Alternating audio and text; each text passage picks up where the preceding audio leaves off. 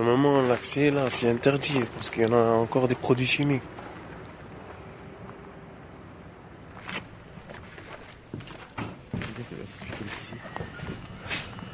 Mais ça fait un moment qu'elle est condamnée comme ça.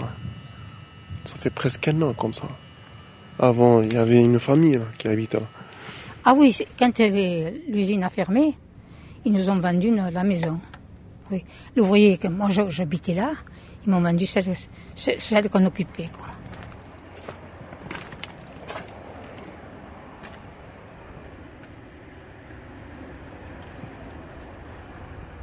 J'ai travaillé 5 ans moi, au vanadium. On m'avait mis, on m'avait demandé si je voulais travailler au vanadium comme cariste, préparateur.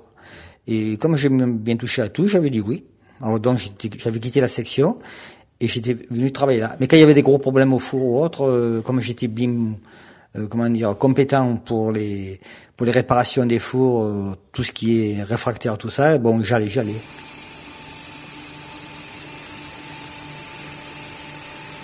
Reboucher par exemple des fissures, parce que dès qu'une fissure se faisait dans le four, il y a le gaz, l'arsenic sortait donc en gaz, et c'était plus respirable, tout ça, donc alors on arrêtait le four, et c'était assez dangereux d'ailleurs.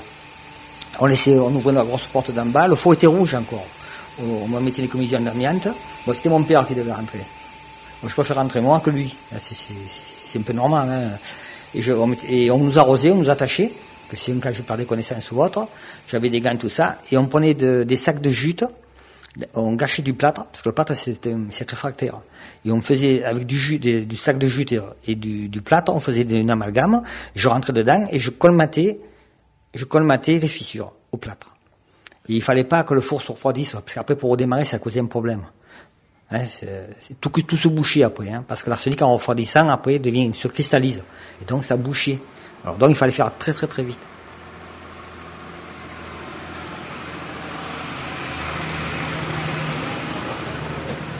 Ce qu'il y avait de bien, c'est que dès que j'avais colmaté, ça durait peut-être aller en gros, je sais pas moi, une demi-heure à l'intervention, mais toutes les 5 minutes je ressortais, moi, parce que je pouvais pas rester, hein. Il y avait encore 200-300 degrés dedans, ou 400 degrés il devait y avoir. Et donc, après on avait fini journée, quoi. Vous allez prendre votre douche, on vous mettez une prime et vous partez à la maison. C'est ça encore qui avait le charme de ces usines d'avant, hein. Et quand il y avait des grosses pannes, allez, fini parti. On commençait à 5 heures le matin, on travaillait la nuit, et il fallait que ça tourne, l'usine, il fallait qu'il tourne. Et après, hop, on avait la journée payée, on restait à la maison, c'était, fini parti. Au lieu de travailler 8 heures, par exemple, on travaillait 3 heures. Si en 3 heures on avait que l'usine redémarrait, la journée payée à la maison. C'est ça le charme un peu de ces usines-là. Là, on ne le retrouve plus aujourd'hui.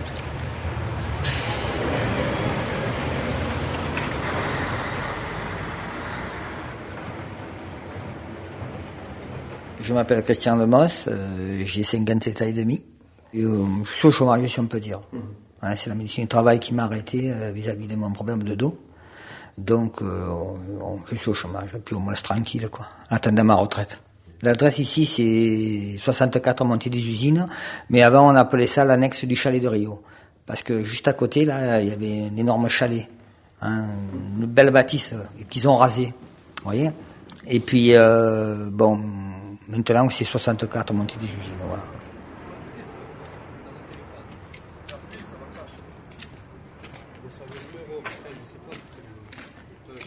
Les ouvriers à 11h30, la coloniale sonnait, la farge, et tous les ouvriers sortaient. Alors, ils à pied, chacun allait chez soi, ils allaient manger, puis après, à 1h, ils reprenaient le travail et revenaient.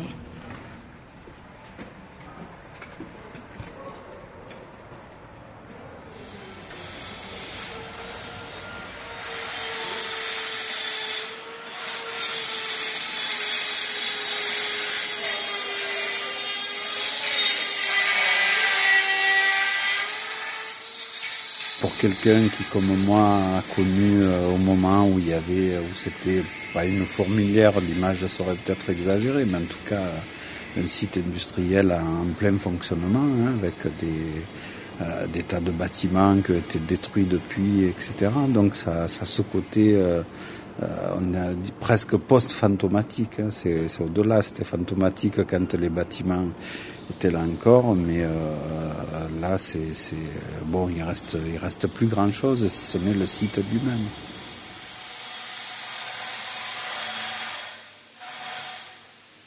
Je m'appelle Salvatore Condro, je suis sociologue de profession, enseignant à l'université et habitant du quartier. Voilà, et immigré italien moi-même, puisque je suis arrivé dans ce quartier, j'avais 8 ans avec mes parents qui venaient de Calabre, du sud de l'Italie.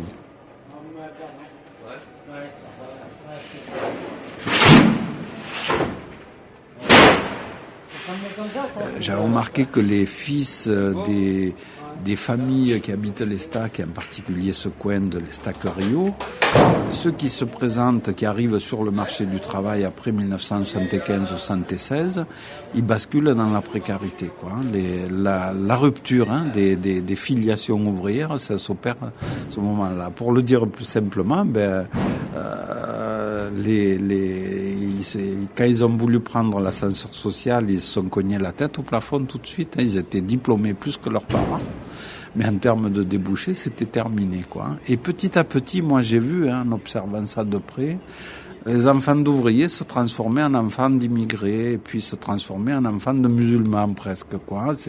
C'est très récent ici comme vision, mais quand on regarde sur 20-25 ans, c'est net, quoi.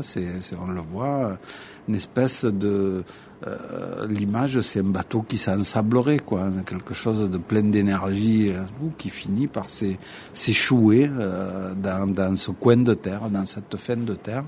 Et du coup, de lieux de flux et de reflux, de vie, d'échange, etc., petit à petit se transforme en lieu de relégation, mais d'une image qui devient de plus en plus négative.